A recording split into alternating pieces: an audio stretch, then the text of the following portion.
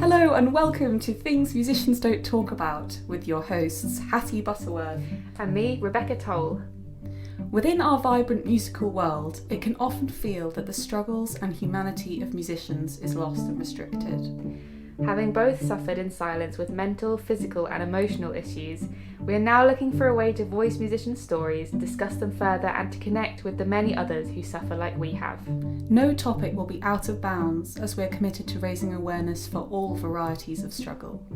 So join me, Hattie and guests as we attempt to bring an end to stigma by uncovering the things musicians don't talk about.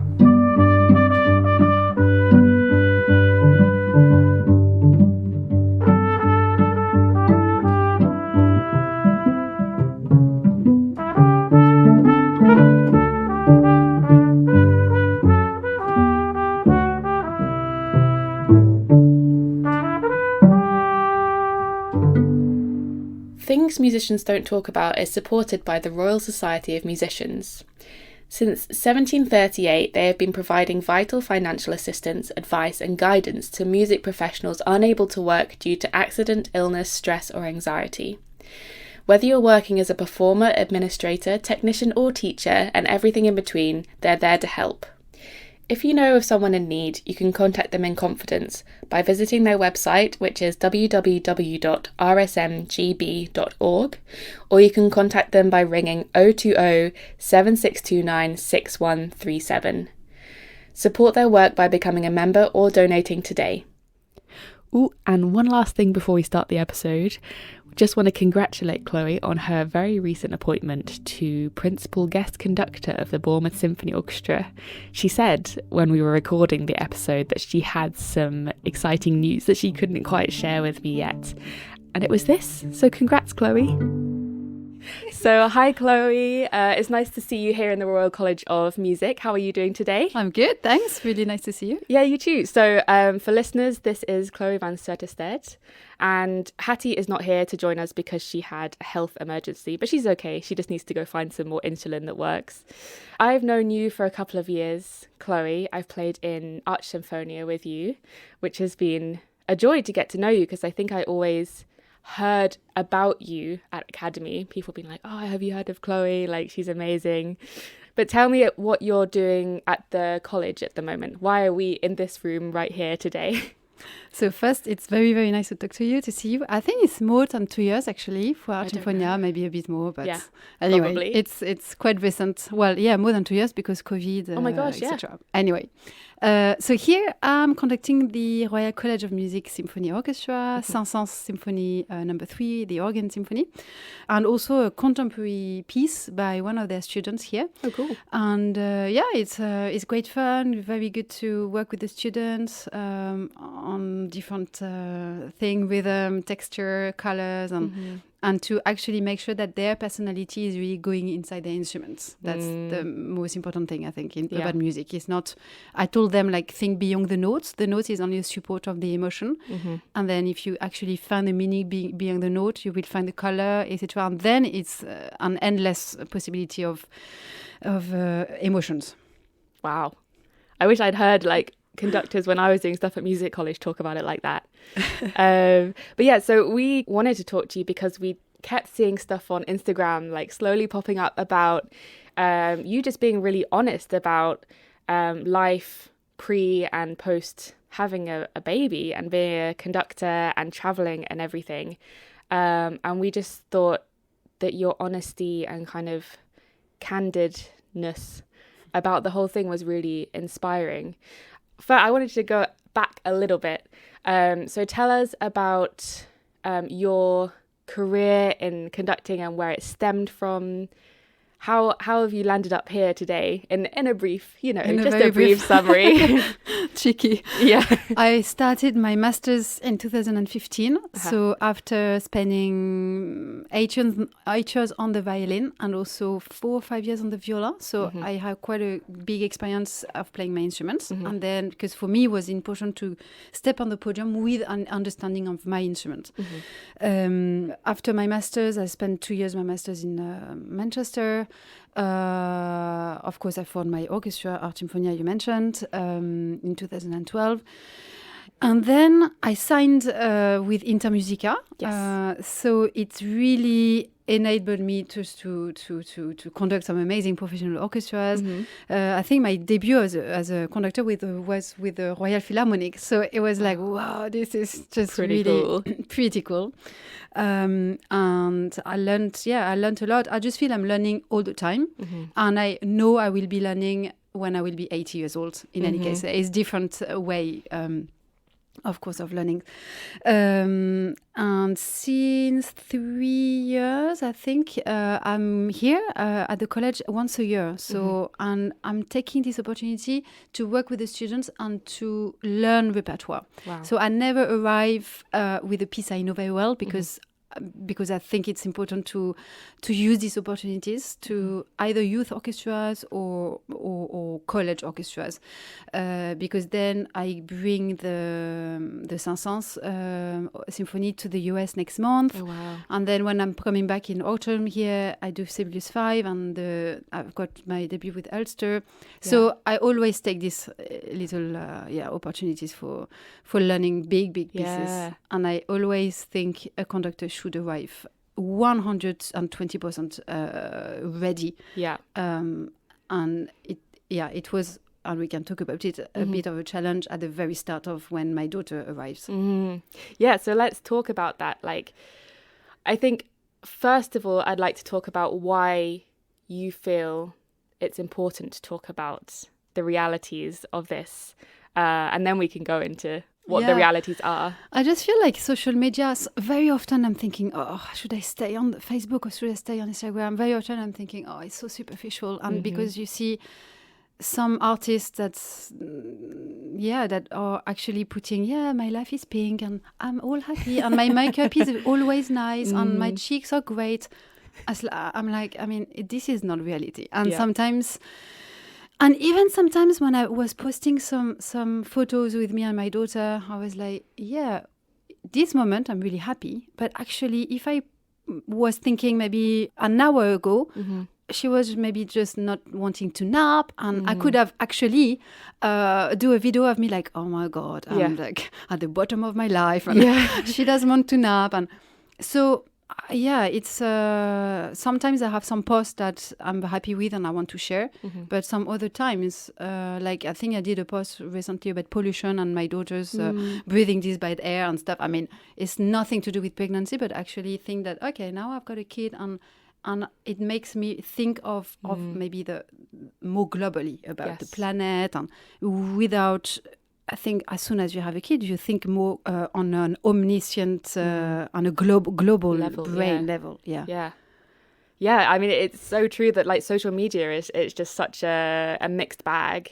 Whether it's like, all these people, as you say, you know, makeup is perfect, and they just, especially in like music and classical music, they just go on stage, they do their thing. It's like, oh, I thought you just had like a child, or like you had a big thing in your life recently. Like, are you okay? Like, what? Your life is still perfect. What's going on? Exactly. I think it can be so draining. Yesterday I had a bad kind of moment looking at, and my partner was like, "But why are you looking at this? Just if you want to post something, just post it, and don't scroll." And because. So it's tricky to find the right balance. Definitely, because you need to scroll to find the stuff that's inspiring and honest, but at the same time, if you do scroll, you're going to find stuff that makes you feel bad as well. Yeah. You know, often I'm thinking, I should just recreate an Instagram with only, maybe one Instagram for all the yoga and the fitness, or one Instagram for, all the things like this. You want to follow maybe this person because you're inspired, or, or this orchestra, but that's it, not all the shit around. Yes, Chloe. So tell me about, because I think about this a lot, was there a point, if this is not too personal, like when you were thinking about starting a family, was there a worry that it wouldn't be the right time, or you were waiting for a specific point in your career to do that? I think not about a specific time in my career, because now I conduct orchestras that I'm very happy to conduct, and I just had my debut with the Philharmonia, and it's this kind of like orchestras that I'm working with, and I'm super, super grateful and happy. I think if I was less experienced, I would wait a bit. So this was a good time because of my age, because of the relationship I have with my husband to be, because we're engaged but not yet married. We don't have time yet for. Oh my gosh, we need to think about that. So the timing in terms of ready or not, we knew we wanted, but the timing in terms of season, yes, because I emailed my manager saying, look, we want a kid. But I want to do this gig. Wow. So how do I, and she was amazing. She has 2 kids herself, and who are at uni. So really, but I knew I had her support, and we talked super openly together. And she said, "Look, there is no good timing. That's it. I cannot. So just do it, and we'll see." So we I think we kind of timed it a little bit. I mean, thinking, okay, let's see if it happens straight away or not. And luckily, I was very lucky that it happened very quickly. And as Tris, my partner, was saying, maybe too quickly because he wanted to maybe take care of himself before as well, like maybe do some travels and. But of course we were super happy. So this was my worry about, okay, if I'm pregnant and I had to cancel Montreal with Nézé Séguin's orchestra. I had to cancel some beautiful Canada and US tour. And this really crunched my heart. But in a way, you're pregnant and you're super happy. Yeah. It's a win-win, but still painful nonetheless. Still painful because it was post-COVID. And I think this was during COVID. I had to already reschedule. And then, she's pregnant. So I'm still waiting for the invitation. Yeah. But you're just so happy, so you cannot forget. So and I've got some friends, conductor, who's saying like, hey, we want to get pregnant. I mean, I want to get pregnant. Did you plan? I was like, well, actually, just the bottom line is like, just do it. There's no good time. There is no good time. Yeah. Because you can also have some miscarriage. We never know. So just do it and your life will organize itself. Yeah. That's such a good way of looking at it. And I really appreciate what you said about your manager. I mean, when you first started saying that you emailed your manager, I was like, that's crazy that you kind of have to get your manager involved in the planning of your life. But the fact that she was so supportive, and also I imagine a comforting voice being like, just do it. Like, you just never know. Yeah, exactly. And when the funny thing is, my parents don't know this, so I mean, this is going out publicly. Hello, Chloé's parents. When we did the pregnancy test and it was positive, I just called my manager straight away saying, "Hey, I'm pregnant." So, and of course, she was like, "Wonderful, that's great. Yeah. Okay, if anything happens during the pregnancy and there is a miscarriage or something, I'll be here to support." She was really great for this. I think we waited though to do a first little test, but we didn't wait the 3 months because I needed to be reassured. Yeah. So we did that 2 months, 8 weeks or something, and wow. The baby was there. And I think then I said to my parents, I called them and I was like, look, this is, but at 2 months you don't see much. Yeah. You could have waited a bit longer. Yeah, to exactly. Have to tell people. But I was so excited. Yeah. Do you think that, like when you started planning your work and cancelling work, was there a point at which you thought, okay, well, I'll just wait a little bit longer to see, or was there like a hesitancy in that? Yeah. So my strategy that was reinforced by my manager. I said to her, okay, so I got pregnant in May 2022, I guess. And the summer was arriving. So then the new season was going to get announced. Yeah. So I said to her, can we contact the orchestras around February when she will be born? To say, okay, Chloé's pregnant, she will, but until I had the first scan that was 100% positive, so the baby was viable and she was growing, etc. So I think what they did is before the orchestras announced their season, they didn't include me in their season. Sure. So this was important for me to think like this.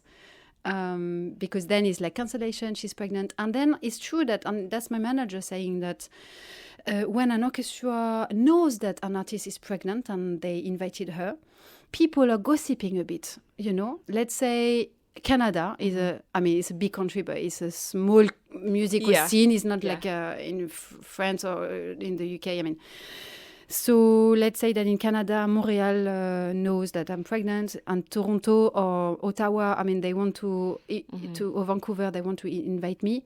Say, oh, she's pregnant, so we should wait for another season. So people talk. So that's basically why I thought, okay, let's just be as discreet. We'll just take everything out of my diary, and everything goes. It was more of like you didn't want things to be out of your control as much as you could. Yeah. The gossip would kind of spiral and make it unfair on you. Maybe. Something like that. And then did you find that when people did know that you were treated differently at work? Obviously, you mean me on the podium? Yeah. No, I got a lot of congratulations. It's wonderful to see you on the podium. Like, I was at the Finnish radio. And to be honest, I was, 4 months? Showing a little bit, but or maybe 5 months, 4 months and a half. A little bit, but not too much. And I put a shirt that was not a bit loose and flowy, you know. And a female trombone player came to see me, and she said, "Yeah, congratulations! It's so good to see a pregnant woman on the podium." I was like, "Oh, did you notice?" Yes, I noticed. But no man told me this, and I'm wondering if there is. Just now, I'm thinking out loud if there is something that we notice more than the men. I have no idea, but I did it on. I didn't want it to be like, I'm pregnant, like a statement. Yes. But later, it's funny because at the start I was thinking, okay, I'm a bit loose in my clothes, it's fine. Sure. But later, when I conducted RPO when I was 7 months, there are some shirts that are still, but I mean, I'm very thin. And I thought, it's so beautiful. Yeah. The body of a pregnant woman is so beautiful, and I loved my body. And so I was like, I'm putting a very tight shirt on. And I loved it. What was it about? You said it was kind of a statement, like having that. Yeah, it's like, I can do it. Yeah. It's like, it's not because I'm pregnant that, I think at the start when you have a first kid, you're a bit like, okay, I don't want it to be too a big deal. Like, music is first. I'm on the podium, and then it's like, fuck it. I like my body. I'm still the same conductor. I'm not less good. I'm as much prepared. You sleep a bit less. It's more uncomfortable. It's heavy and stuff. But I was just ready, and I think on the moment where you step on a podium, you just have to be ready in any circumstances. If you have a death in your family, and then if you're not ready, and I said to my manager, if I'm not ready, I'm not going on the podium, and I'll tell you. But I'm someone who wants to honor their invitation. It's quite a strong move to be like, no, I'm gonna do it. I'm gonna show that a pregnant woman can do it, that I'm as prepared. Yeah, because I think, when I see some of my colleagues who, well, I don't really see a lot of female conductors who are pregnant, but a lot of them, or even a lot of conductors in general, put loose T-shirts. So that's their style, maybe, I don't know. But today I've got a T-shirt that is, I always have a T-shirt that, I think it's just a question of style or something, but I like not hiding anything that if you want to show something, you show something. It's part of my personality, maybe, I don't know. I guess also showing something as a conductor, right? Like it's your whole body. Yeah, exactly. Then there is also showing something. For instance, I like being feminine, etc., but I would never wear some really big earrings or big rings. Yeah. I think, as I said, music is music, but this you can hide. Yeah. The baby inside, you can hide. At some point it will have to pop. And I liked my body like this, so why not? So I totally I was happy, and people were really supportive. Yeah. And then tell me about this moment where it did pop and like you went off on, maternity leave, and what were the feelings around, stopping working, and how long did you work up until then? So I worked until this was also quite a well-timed break. So basically in my life, I need usually 2 periods during the year where I need a big break to prepare my scores. And so it's usually in December, because December is lots of brass, Christmas, and Handel, Monteverdi, etc. Yeah. I mean, it's music that I will conduct one day probably, but at the moment I don't feel like my heart is in there. Yeah. So usually December is off, so the Nice. whole month usually, or mid-December to mid-January, a month. And the summer is usually festivals, and I'm not yet music director in any orchestras. So I've got usually the whole summer free, with a few gigs here and there, but not like big weeks, So December was the month before, 2 months before she arrives. But therefore, with my manager, we said, okay, December is off, and we'll put maternity leave on January, because she was due on the 9th of February, very early. This was it. So 2 months before. So I stopped at month 7.5 or something like this. It was heavy by then. Yeah. And sometimes it was a bit uncomfortable. I conducted without any stools or chair. So sometimes in rehearsals, yes, but during the concert, obviously not. Although I know that some of my colleagues had, it depends until how far you go in the pregnancy. Of course. But I think this question is like everyone will know. Everyone will know. Yeah. But anyway, in terms of cancellation, it was great to only having to cancel January. So she arrived a little early, 3 weeks early. 3 weeks. 3 weeks early, Elsa. Cheeky. So I was talking the whole pregnancy. I was talking to her, and I didn't want her to arrive before week 37. I think it's week 37. Because until then there is a risk of premature, etc., and it might be a bit more complicated. And she arrived on week 37 plus 1 day. And I don't know, I feel like when you talk to your baby, I mean, maybe this is my... I had a very strong connection somehow with her when I was going to the swimming pool or in the shower. I knew she was hearing some different noise, and I always explained to her, okay, now don't be too afraid. I'm going to a party with, at the start of the pregnancy, a party with quite a little bit of some light music, loud music, or I'm going to the swimming pool. You'll see I don't know. I just was talking to her, and the fact that I was like, please, keep inside, because I had a bit of a condition at the end of my pregnancy. I had too much bile acids in my blood, I think. It's called cholestasis something. Anyway, I was going to get a blood test? Or? No, like when they give birth for you. Cesarean? No, epidural. No, when they actually said, okay, now your baby needs to come, so we are... Oh, inducing. Yeah. We got there. I was supposed to be induced when she was 3 weeks early, before she was supposed to arrive, and then she arrived on her own. So my water broke, and anyway, so I gave birth. It was natural birth without any drugs, which actually, it's so funny. Yesterday I was in the train and I saw a woman with a badge baby on board, and I sat next to her. I was like, congratulations. And we talked, And she said, oh, no, I'm going to, I can't do with pain. I can't do with pain. I'm going to have an epidural. I was like, no, you can do with pain. It's just all in the head. Wow. It's all in the head. And it's like exactly as if you were preparing a competition or an orchestral... Audition, that's the word. So everything is in the mental, and you feel so strong after. And it's a subject I never could really talk about, because I have a feeling that when people say, no, but I didn't have an epidural, I had everything natural and everything is fine. No, but it's really hurting. Yeah. But it's just the message that I want to deliver here is like, you can do it if you're mentally prepared. And it takes time. It takes 3-4 months to prepare mentally. Every day you need to think about how to manage the pain, etc. Yeah, but like I think how do you prepare that kind of thing? I prepared with hypnobirthing, positive thoughts. It's like every woman before you, some women before you did it, and they didn't die. There is no there is no risk. I mean, much less risk than before. But that and opening, everything is opening with some exercises, meditation, positive affirmation. This is the one I had all the time, twice a day. Wow, there's really and quite a lot of post-its everywhere in my house. Like, you can do it. You're strong. You know, this There's kind a lot of of thing. preparation. Yeah. It does. I did it for 3 months. The last 3 months.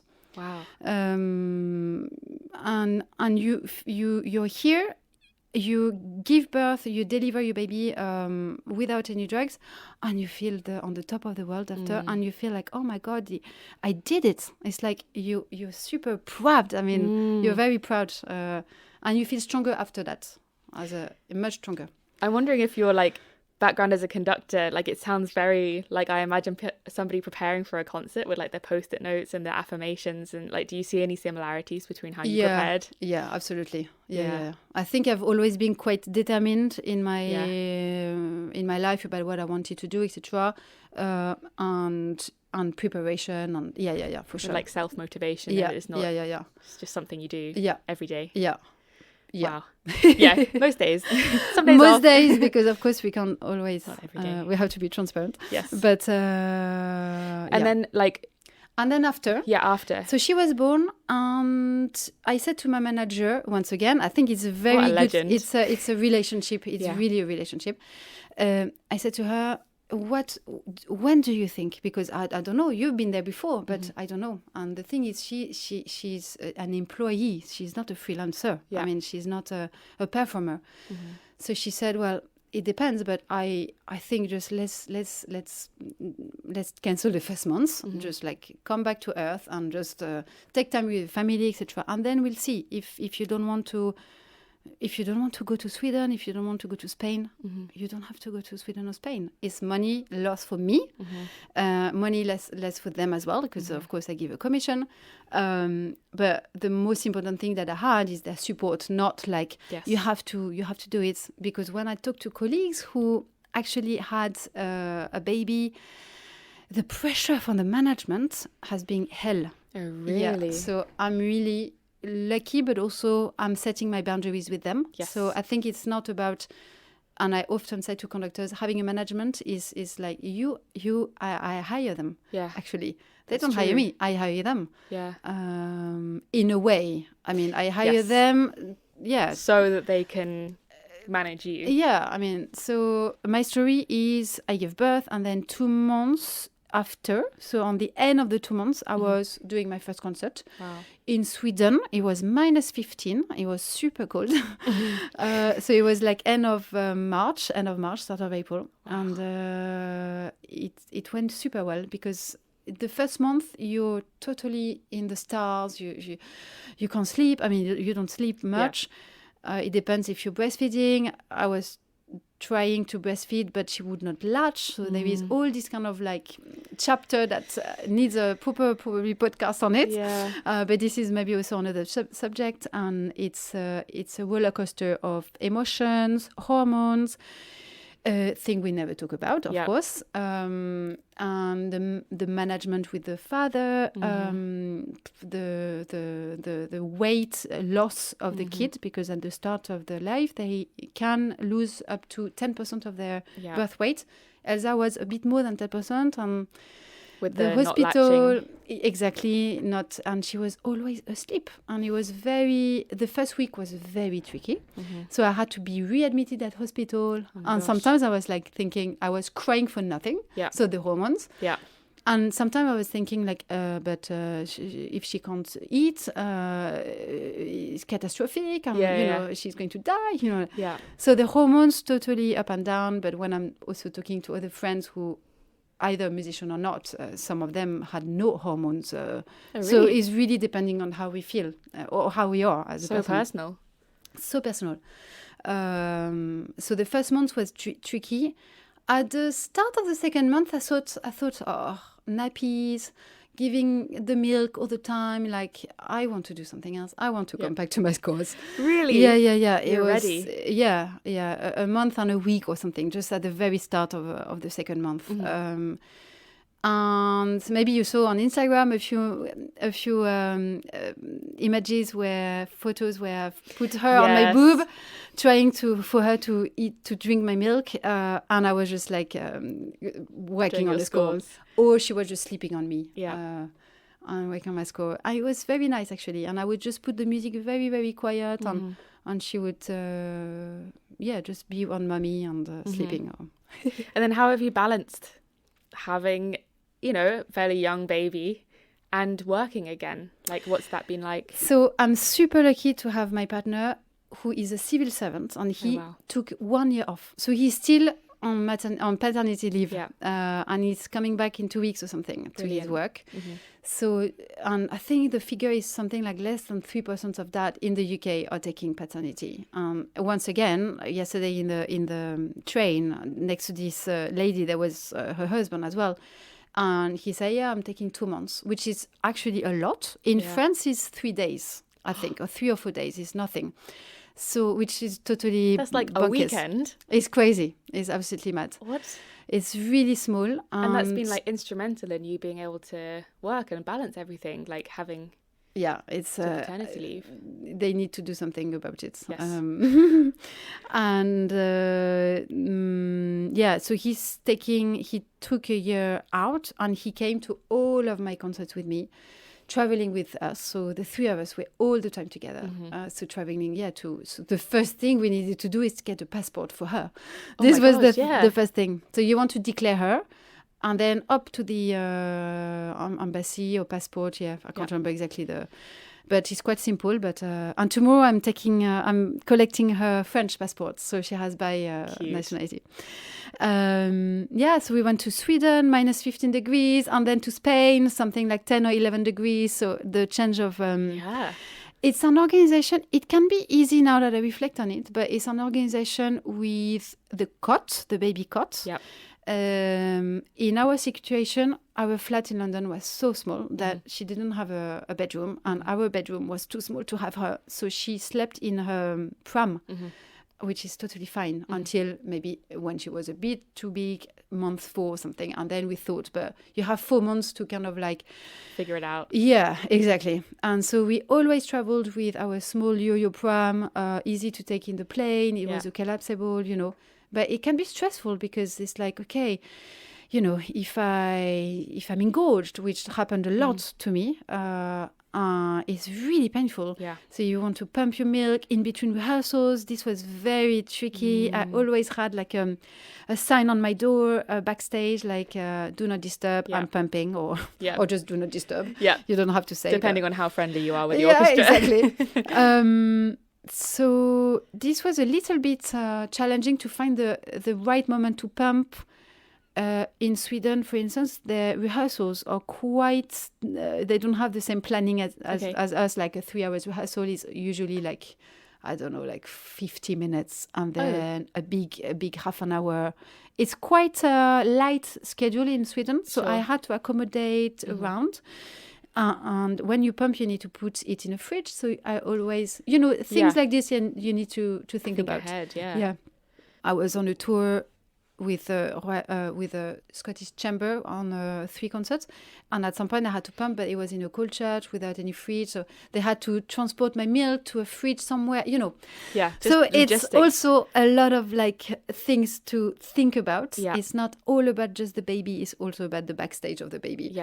And how do you, surely that's quite a lot to be thinking about, and then have to prepare a score and work and be in the moment on stage. Did it feel any time like distracting, or like you were kind of like not in the moment anymore? No, on stage I was always on the moment, but there are 2 orchestras where I said to them, it's a new symphony. On both orchestras I was like, I can't learn this symphony. Can we please go back to, it was a Schumann first symphony that I needed to learn, and I said to my manager, like, I'm on the eggs, like, I can't.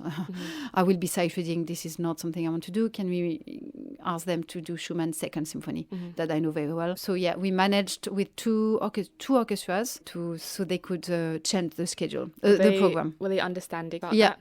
They were? Yeah. That's they really were good. understanding. Did you feel able to be like, it's because these are the reasons why, like because of having a baby and I was super transparent. I mean, she was my manager. Yeah. Super transparent. Yeah, Chloe, just had a baby. I'm sure you know, and it's she had very little time. So can we please? No, yeah, and even probably not even needing to go to the details, but like she had a baby. Can we please accommodate or something? And there was no problem. No problem. So yeah, it's amazing. Yeah, that's good. But I think nowadays people are understanding more and more, I would say, which is very encouraging and stress release in a way. Yeah. So it's been a year now. She's a year-ish a year old. And 2 months, 2 weeks. 2 weeks or something. Yes, something like that. And have you seen a big difference in terms of balancing the workload and Elsa and everything? Like, what's been the biggest difference between a newborn and a 1-year-old? Yeah, well, when she gets to nursery, is delivering. It's a big day free for you. Yeah. So she started nursery when she was 10 months. She started 3 days a week. She's still actually at 3 days a week. We might increase to 4. And you go back home and you're like, oh my God, I've got until 4:30. And therefore you feel you're more focused. Or even at the start on month 2, when I wanted to come back to my scores, when she was actually sleeping, I was like, okay, I've got 20 minutes or whatever, maybe an hour if she's sleeping an hour. We've got an hour to be super focused on my scores. And talking to my colleagues who are also having kids as conductors, we all feel the same. It's really funny that, there is a focus there. It's like this is precious. The minutes are precious. Even one day, I remember she would not sleep at home. So I thought, okay, I'll just bring her to the park. And then she fell asleep in the park. And I had the score underneath in the pram. Yeah. Schumann First Symphony that I didn't conduct because it was too stressful. Yeah. But it was like, okay, she's asleep. Bam. And I had to focus. You have this focus on your Instagram, Facebook or whatever is just goes not away. even there. Yeah. You have not much energy, to be honest. I mean, yeah. Do you envisage with traveling and conducting that will change, having like when she goes to school, or how will the traveling impact that? Well, at the start of December, I was 10 days in Manchester with the Halle. I was then a week away and she started nursery, and it was quite, for me, not for her, probably not for her, but for me, it was such a big shock because we spent 7 weeks in Australia and New Zealand. Wow. With the 3 of us for work and also for holiday. And then, bam, mommy is gone for 10 days. A baby who is loved and cared and stuff doesn't, I think, and I'm reading a lot about that, doesn't feel yet the attachment. I think the feeling of attachment comes later from 1 year plus. Okay. But me, I was like, really, it was so difficult. But I knew she was loved and I knew she was, in good hands. I think that from when you put her in nursery, first it's cost a lot of money. Yeah. So you can't always say, oh yeah, I'm off then, so I'm taking her. I mean, otherwise, what's the point to pay for nursery? And also nursery is great to develop her skills. And there are lots of toys that we don't have, like the thing to climb. We can't have that in our house. Or bubble bath or whatever. And other children, presumably. And other children, exactly. That's such something I really was eager when she was 4, 5 months or 6 months for her to have contact with other kids. I really was eager. And of course, when you're isolated in a way, the three of you traveling from an orchestra to an orchestra, I mean, of course, there is no possibility to have either a babysitter, but with all the kids, Yes, yeah.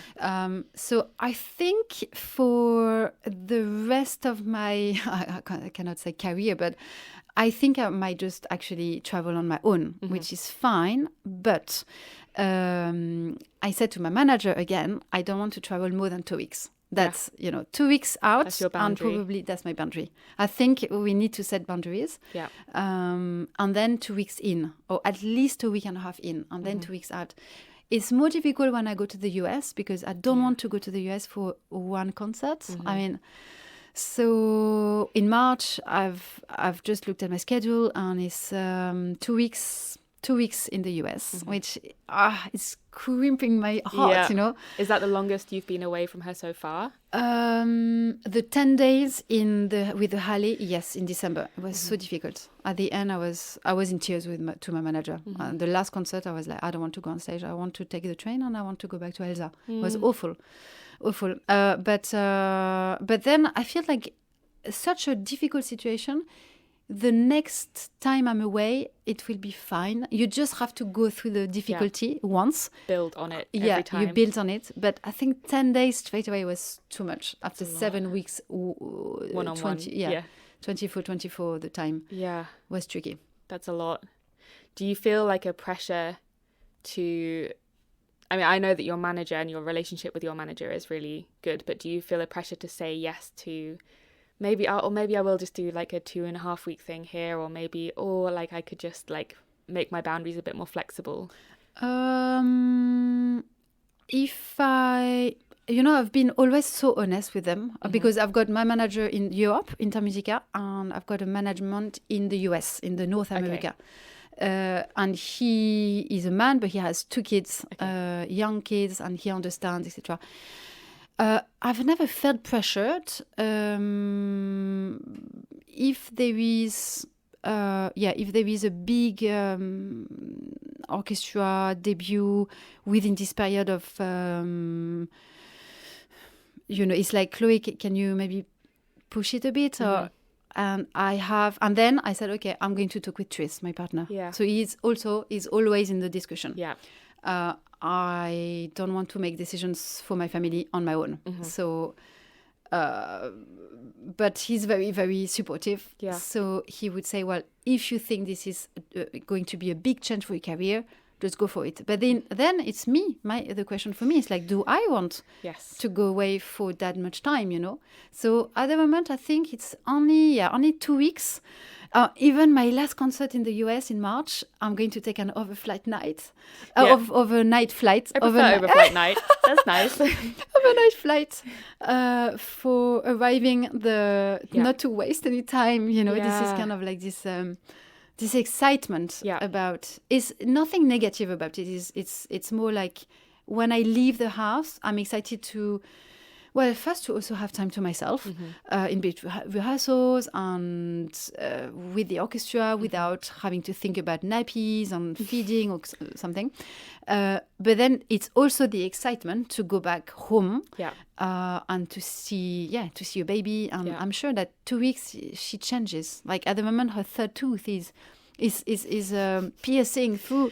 And this morning I was bringing her to nursery before rehearsal, and I was like, oh my God, your third tooth is just like really going out. Yeah. So I'm sure in 2 weeks' time she will acquire many more skills, and it's going to be such a change. Such a steep. And the thing is, I said to Tris that I think this time when they are very young, it's so precious because we can't catch back the time. The time is gone, and every day is a day that is gone. I mean, so I think I will want to increase my concerts later. At the moment, we're taking a little easy in a way to feel well balanced. Yeah, and I'm not someone who is saying yes to all the invitations, because otherwise I would just be working every week. So sometimes we had to say like, oh, well, it's cramped. The Chloé season is totally cramped. Yeah. Because I need time to breathe and to learn my scores. So it's good to say no to orchestras because they will want to reinvite you in any case. Yeah, I guess it's like you can't get the time back with Elsa. Yeah. But the work they will ask you again.